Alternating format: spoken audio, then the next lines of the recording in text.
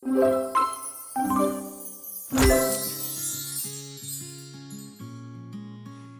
I'm Rebecca Flaherty, and today we're going to be making a really simple floral pattern in Procreate using the new Pattern Maker Canvas Easy Peasy template set from my Etsy shop.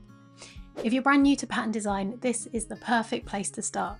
We'll be using the 3 motif template, which is part of my new Pattern Maker Canvas set. The clever thing about this set is that it takes away all the guesswork of pattern spacing. You don't have to wonder where to put your motifs. Everything is laid out for you with a colour-coded guide. For this pattern, we'll just be using 3 main floral motifs and a couple of smaller fillers. This is such a fun and low pressure way to learn how patterns work because you can focus on your drawing and not on getting the repeat right. I've made some free floral stamp brushes you can download and trace over so you can make your own version really easily. Let's get started and make a simple but beautiful 3 motif floral pattern. Let's start by importing our canvas. We're going to start in the main Procreate gallery screen here, and we're going to tap on import and then find your Etsy files folder here, and I'm going to use the 12-inch file. If you've got a smaller iPad and a lower layer limit, you can use the 8-inch file. I'm going to tap and bring in this one. Next, I'm going to bring in my brush set. So I'm going to tap on the brushes here. Up here, I've got 3 brushes that I've pulled from the Procreate default sets for doing the drawing with, and that's Pandani, Mercury and Soft Airbrush. You can find these 2 in the inking set, I think. So you've got Mercury and Pandani, and then the airbrushing, I've just duplicated the soft brush. The reason I'm not giving those away in the brush set is because those are already Procreate brushes and I don't want to share something that's already comes with Procreate. So I've made a brush set there to put them into so I don't have to keep switching around. And then this one here, the beginner florals, we can import from our files. So we go on files and tap on this beginner florals brush set here. And that will bring it in, and then that should be at the top there. You can see I've got another one up there now. So this is what we're going to use for stamping out the floral shapes. Next thing we're going to do is to bring in our first template. So I'm going to tap on this one underneath that says spare diamond. I'm going to go to actions, add, insert a file, and I'm going to bring in the 3 motifs file here. So I'll tap on that one. That's going to put that in there, and then all of these circles are where we're going to put our motifs. So we'll start on this draw here first layer, and then we can start working in the sketch folder. So we'll start with this brush here, and let's use this dark colour for now, and I'm just going to stamp one of these into each of these big circles. Just need to be a bit bigger for this, and I'm just going to tap on the little middle marker in there and just stamp one of these into each of the coloured circles. So that's where those are going to go, and then we're going to stamp some smaller ones into these smaller place markers. When it comes to making these patterns and making them your own, there's no need to stick to just doing flowers. You could put anything in these. They could be teddy bears, balloons, anything you like, and you've got a choice of either drawing them freehand or you can use stamp brushes like this and trace over. I'm going to use these tracing ones for this just to keep it nice and simple. And then we're just going to reduce the brush size and stamp some smaller flowers into these. And it's just the coloured ones that we need to stamp these into. The grey ones will be made when we duplicate and offset these in just a moment. So once you have all of those filled in, we can build out this area around the outside now. So I'm going to merge this draw here first layer down with the sketch diamond. The reason I don't have it on to start with is just if you want to move things around, it's nice not to have the diamond on that layer to start with. So we're going to duplicate, tap transform, come down to snapping, and we want magnetics and snapping on, and both all of the way up. And then we can drag this down and to the left until we get those orange lines there. Duplicate this bottom layer again, tap transform, and this time we'll bring it up and to the left and snap it into this corner there. And you can see these grey areas are now being filled with what we've duplicated from the middle. Duplicate again, tap transform, and snap it over to the right. Duplicate one last time and snap it down and to the right. Again, always checking for those orange lines there to show that it is snapped into the corner. Then these top 4 layers, I'll hide the one in the middle, the top 4 we can pinch together, and I'm going to invert the colours on these so that we can see what's what, and then we've got those motifs in the middle. So these ones here in the dark blue, they're going to be what we'll trace over, and these ones here will be made later by duplicating. That's all that we need to do for this sketch layer. If you wanted to add more motifs, then you could draw those in freehand and then do that offset to make sure that everything lines up. But once you're at this stage, we're ready to start doing the tracing in the pattern folder. So let's turn on the pattern group, and the first thing you'll see is this marker here, and that's to allow us to be able to add layers from the bottom up rather than having to add them on top and then drag them underneath. And it also allows you to see which layer I'm working in. So I'm going to bring down the opacity on that a little bit more, or you could just hide it if you don't want it on while you're working. And we'll start on this layer here, and I'm going to draw the circles for the middles of the flowers first. So from the Procreate set, I'm just going to use the Mercury one, and I am going to use a white to do all of these, and I'm just going to go over and trace over these. You can draw, hold, and then tap, and that's going to snap to a perfect circle for you if you want one of those, or you could just leave it wobbly freehand like that if you want it to be a bit more freestyle, or you could just draw and hold, and then it will snap to an ellipse rather than a perfect circle. I think I'm just going to go with perfect circles for all of these.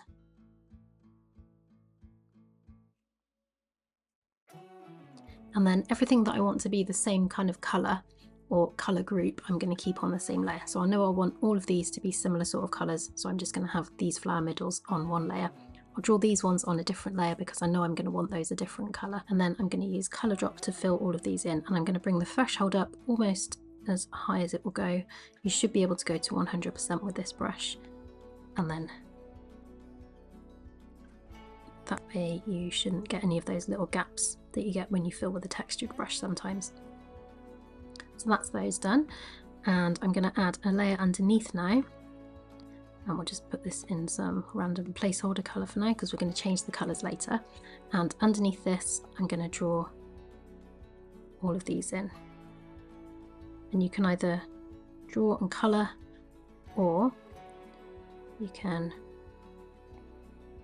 finish off the shapes underneath and then colour fill them, whichever way you prefer. So I'm going to go around and do that for all of these shapes now. You might be wondering why we trace instead of just stamping on this layer, and the reason is when you resize or rotate a stamp brush, it can lose quality. By tracing over the motif in its final spot, we keep it crisp, plus we can pick any brush, smooth or textured, and add natural little wobbles that make the pattern look hand-drawn and human-made. Now we'll add another layer underneath and draw the smaller flowers underneath this time. These ones are a bit smaller, so I think I'm just going to freehand the middles of these rather than going around and filling them all in. Then add one last layer underneath and just draw in the petals now. There we go, that's all of the illustrating we need to do for this. The rest of it is all now colour fills and texture. So let's get some colour in on these smaller flowers first. The way I like to do this is to apply colour in layers above these bases, and then I can apply one layer of shading over everything without having to do shading on each individual colour. So we're going to add a layer above this, tap on here and make it a clipping mask, and then if I just fill this with a random colour, you can see it applies that over everything on there. If I clear this and we want to do it just on certain ones, I'll use the colour fill brush on this one. We can just use that to apply it to certain parts of this, and then if we wanted other bits of that to be different colours, we add another layer in between those. It's automatically going to get clipped down, and then you can make the different flowers different colours, and when we apply shading over the top, we apply it over everything, and so we can shade the yellow flowers and the blue flowers at the same time. So that's how I'm going to do the recolouring for these patterns. I'll just get rid of that one and clear this for now. And I'm actually going to use a mix of colours to do these flowers. So I'm going to grab the colour change brush, and what this will do, it's going to cycle between whatever colours you have up here. You've got a primary colour and a secondary colour, at the moment these are like kind of opposites, so we're going to get pretty much any colour in between. And so you can see you'll get any colour that falls in between that one and that one on the colour wheel. We can choose a nicer mix of colours. Let's leave this one as our main colour and change the secondary colour to this greeny sort of colour. And then we can go over these and we'll get a nice mix of bluey green colours. So I'm just going to use that for these flowers. Because each one of these is a unique colour, I'm not going to do each one of these on a different layer, but if you wanted to have separate distinct colours that weren't relying on this kind of the randomization of this brush, then you could do those on separate layers to make it easier to recolor. But because these are spread out, it is easy enough if we wanted to recolor them to something different just to re-scribble over them like that. With this brush, just make sure that you scribble over the whole of it in one go, because as you can see there, if you only go halfway, you've not coloured everything in, and the next stroke is going to be in a different kind of colour. So make sure you go over the whole flower like that. So now we can add a layer over the smaller middles, make that a clipping mask,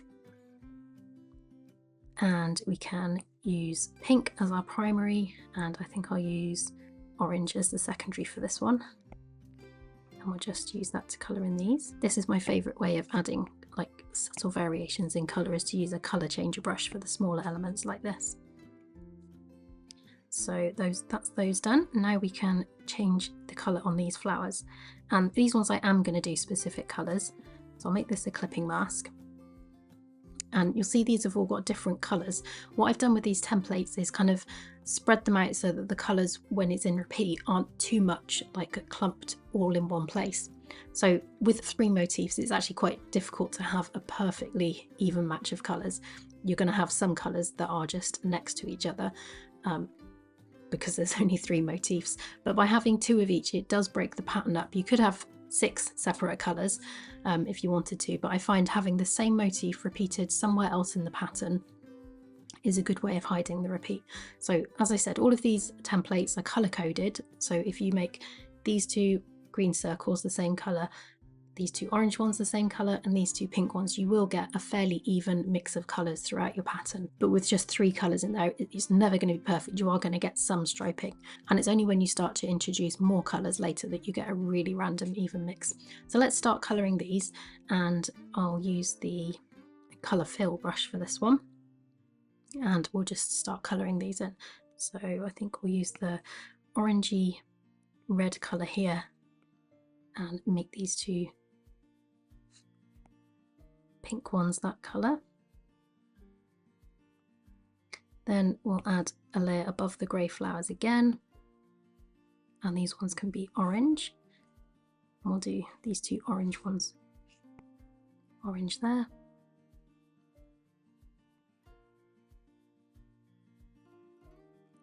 Then go down to the grey flowers again, add a layer, and these ones can be this kind of mustard yellow colour. And then last of all, we've got the flower middles at the top, so we'll add a layer, make it a clipping mask, and I think I will just use the bright yellow to do these. So that's all the colouring done, and now we can add some shading on this. So the way I like to do my shading is using blend modes.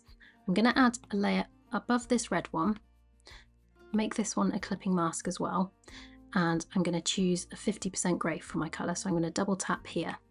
By 50% grey, what I mean is when we go to the value, we've got saturation at 0 and brightness at 50%. By leaving the saturation at 0, it's not going to change the colour, just the intensity of it when we use this blend mode. I'm going to tap on here, and I'm going to change the blend mode to colour burn, and from the Procreate brushes, I'm going to use the soft air brush. This is probably going to be quite big, it's not too bad. Maybe bring the opacity down a little bit, and I'm just going to use that, and you can see that deepens the area under there and makes it a bit darker. And even though these colours are on different layers, because we've stacked them up over the base shape, we only need to do 1 layer of shading for all of these. So as long as you have all of the shapes of the motifs on 1 layer, and then add different colours in clipping masks over the top, you can then do this shading over everything without having to have a different shading layer for each colour, which is nice if you're trying to save on layers. Now at the moment, the opacity for this layer is on 100%. If you want to change that to a little bit less intense, you can put it somewhere around 40 to 50%. I'll just leave it on 50 and then carry on and do the rest of these. Now we're going to use a different blend mode to add some highlights to these. So tap on the top colour layer, so just underneath your colour burn one. This can also go on the top, but it just saves you having to make it a clipping mask because it's going to get automatically clipped. And we're going to change this one to colour dodge. And we're going to use that to make it lighter. And I'm going to change this one to 50%. And then just use this to add a little bit of lightness to the tops outsides of the petals like this. And you can see how that really interacts with the seamless textures on this, and it looks really lovely. And again, this can be used on all of the different colours. By using these colour dodge and colour burn blend modes, you know it's always going to go with the colours underneath no matter what you change them to. So we could make these blue and we'd still have light blue where we've used this to shade it. I'll just show you that. If I add a layer underneath and we grab blue, you can see if I make that blue, the shading will still match that. Just get rid of that one. So that's the shading done on those. We can do the same on these now. So on the flower middles, I'll add a layer above, make it a clipping mask, change the blend mode to colour burn, the opacity to 50%, grab my grey again, double tap over here, and I'm just going to make a darker area on the bottoms of these flowers here. Then add a layer in between the yellow and that grey, change this one to colour dodge, bring down the opacity, and just add some lightness to the opposite corner like that. What I like to do at this point is to group each of these together now, so that it's easy to see what's what, and when I put it together on the computer later, it doesn't all feel like a million random layers. So each one of those would then be on a separate layer, in a separate group, sorry, like that. That's a good way of helping keep track of what's what. So let's do these flowers now. So we'll add a layer above that, clip it down, change it to colour burn, and I'm just going to make the brush a bit smaller and probably just do a little touch of that in the middle there. Make it smaller again actually.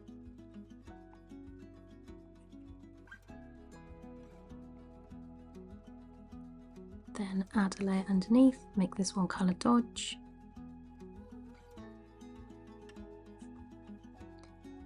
And then just lightly add some lighter shading to the outsides of these petals like that. There we go. And then one last little thing I want to do on there, I'm going to add a layer right at the top. I'm going to grab white, so double tap up here, and I'm going to use this Pandani brush, and I'm just going to use that to add a little bit of kind of highlight to some of these like that. I'm not going to put it on every petal, but just one or two. And I like this brush because it gives some cool like canvas texture on there. There we go. So that's all of that part done. What I'm going to do now is change the background colour to this dark colour there, and immediately you can see how these colours really pop and those textures look fantastic. What I'm going to do is grab the colour changer brush, sorry, the bokeh filler brush. I'm going to make the primary colour this dark colour, the same colour as the background, and then the secondary colour I'm going to make white. And then what I'm going to do is use this to just add some dots in here just to fill these other spaces. And this one is pressure sensitive, so if you press hard like that, you're going to get big dots, and if you go light, you're going to get smaller ones. So you can use that to just add a little bit more depth to this pattern, making sure that you don't go over any of these parts where you're supposed to have motif there. There we go. So let's hide the sketch layer now. So we've got all of this diamond in the middle filled in with our flowers and these little filler shapes. What I'm going to do now is build out the pattern. So the first thing to do is hide this pattern marker, and we're going to duplicate this layer, tap on it and flatten. So we've got a copy here that's got all our layers intact if we want to edit things, and then this one we can bring out and underneath the layers, and we can turn this off.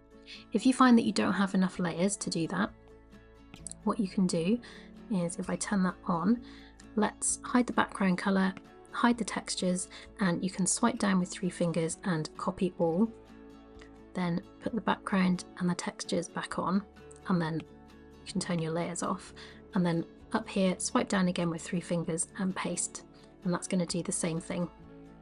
So we can build this out now. We just need to put a mark on the corners, so I'll just grab this colour fill brush and we'll put the mark on the corners there. Then we duplicate this, tap transform, and we're going to build it out the same way we did with our sketch preview. So we snap that down into the corners there, then duplicate again, tap transform, snap it into this corner here, and then do that in these 2 corners as well. And you can either do this in Procreate like I have, or you can do it in software like Photoshop or Affinity.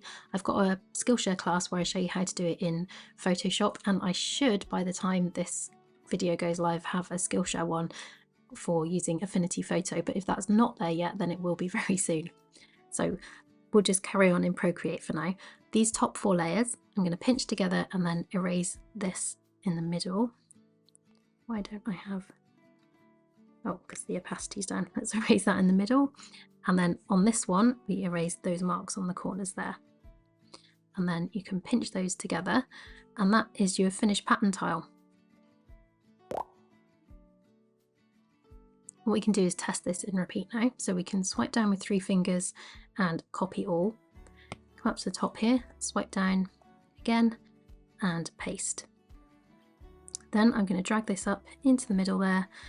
You'll see orange lines, and that will say 1800 pixels, or it will say 1200 if you're in the 8-inch canvas.